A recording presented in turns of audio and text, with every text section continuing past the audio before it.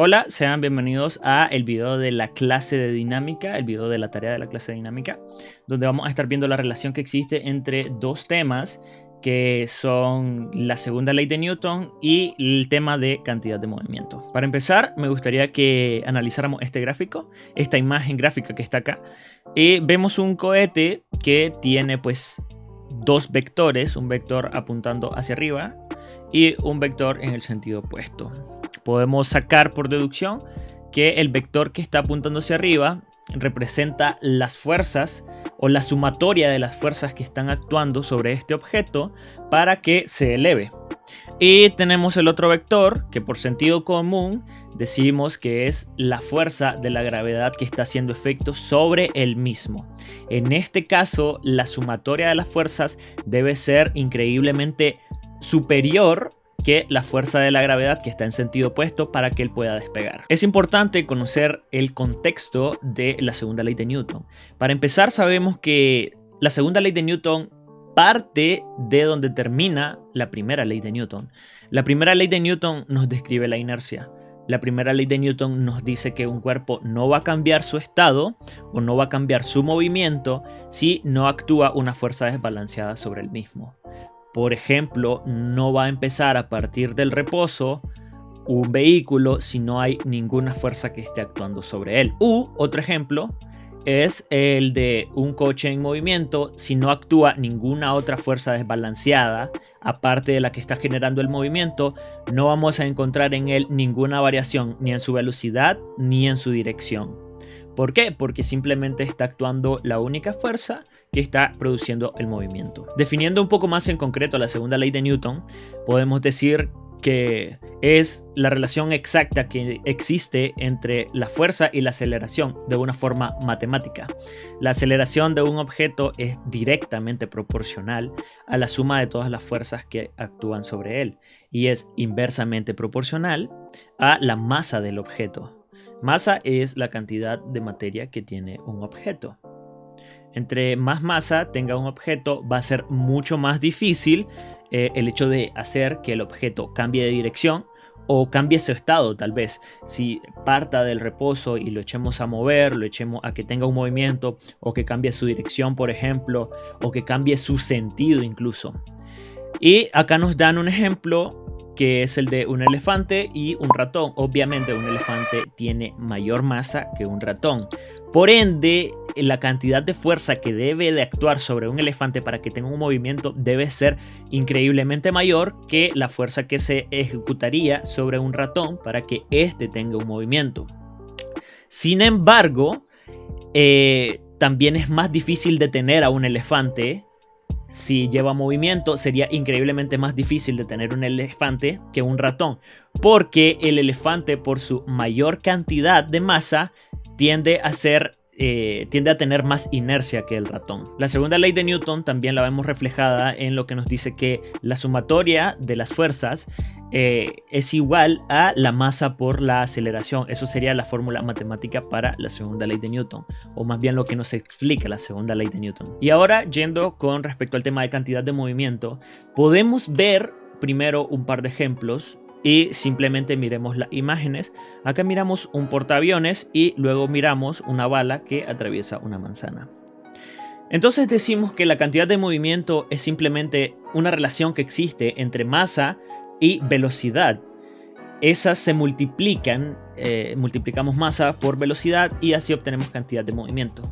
Visto de una forma más matemática, tenemos la fórmula de P, que P simboliza cantidad de movimiento. M es igual, a M por V, donde M obviamente es masa, V velocidad. En los ejemplos gráficos que tenemos, vemos que un portaaviones tiene muchísima masa y pues una bala tiene muchísima velocidad. Ahora hay un par de menciones que hacer con respecto a la cantidad de movimiento. La primera mención nos dice que también se le llama momento lineal o simplemente se le llama momento. La segunda mención nos dice que da una medida de la dificultad de llevar un objeto que se mueva hasta el reposo. La tercera mención nos dice, por ejemplo, un camión tiene mayor cantidad de movimiento que un coche moviéndose a la misma velocidad. En este caso, obviamente, es por la masa. Y la cuarta mención nos dice, hace falta una fuerza mayor para detenerlo, para detener un objeto en movimiento, en un tiempo determinado que para detener un coche en el mismo tiempo. En este caso es un camión comparado a un coche. Nuevamente acá tenemos una cuestión sencilla explicada con un coche y un camión. Nos están poniendo el contexto de la situación y nos dice que un coche de 2 toneladas va yendo a una velocidad de 60 kilómetros por hora. Este coche choca contra un camión de 5 toneladas que va a una velocidad de 20 kilómetros por hora. Entonces vamos a sacar nuestra fórmula y vamos a trabajar con ello. ¿Por qué? Porque nos pide dos cuestiones, nos pide la resolución de dos cuestiones. La primera nos hace una pregunta, nos dice ¿qué vehículo tiene más cantidad de movimiento, el coche o el camión? Entonces partimos trabajando con la fórmula que nos dice P es igual a M por V. Empezamos con el coche, utilizamos sentido común. El coche tiene una masa de 2 toneladas y va yendo a 60 km por hora.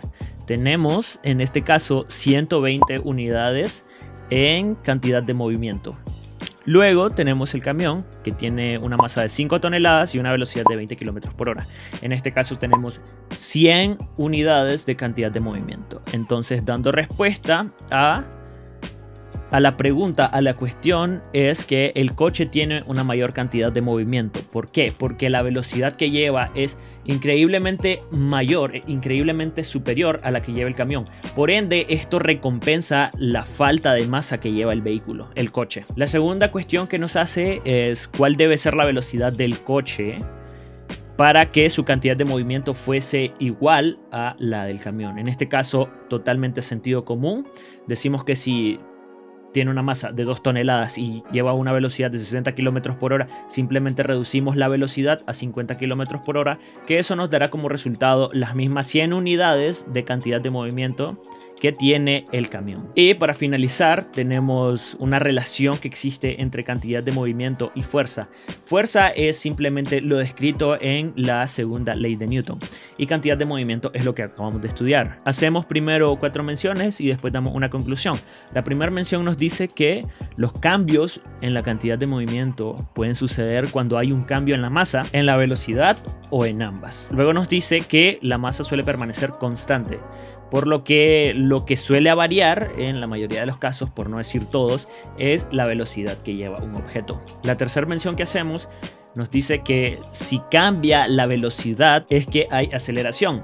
Y si hay aceleración es que hay una fuerza neta que está actuando sobre el objeto. Y como última mención tenemos que sí, efectivamente, el tiempo influye mucho en el resultado con respecto a la cantidad de movimiento. Si aplicamos una fuerza durante un corto tiempo, el resultado será muy diferente a que la estemos ejecutando sobre el objeto durante más tiempo.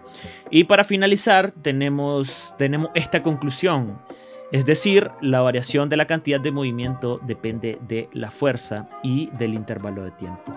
Podríamos terminar y concluir diciendo que la fuerza descrita por la segunda ley de Newton en realidad es de lo que depende la cantidad de movimiento de un objeto. Eso sería todo por el día de hoy. Muchísimas gracias.